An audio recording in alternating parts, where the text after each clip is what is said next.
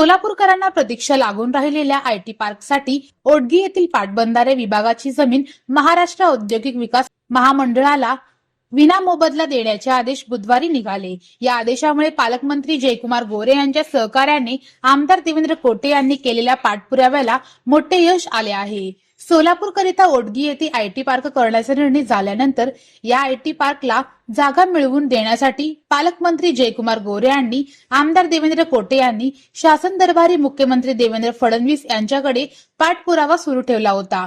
मुंबई येथे झालेल्या बैठकीमध्येही आमदार देवेंद्र कोटे यांनी सोलापूरच्या आयटी पार्कचा विषय उचलून धरला होता।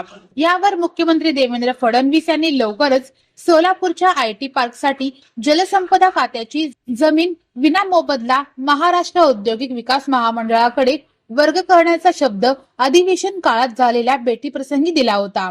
बुधवारी पाटबंधारे विभागाने आदेश काढून ओडगी येथील लघु पाटबंधारे तलावाची गट नंबर 576 मधील 20 हेक्टर जागा आयटी पार्कसाठी विनामोबदला हस्तांतरित करण्यासाठी प्रक्रिया सुरू केली आहे।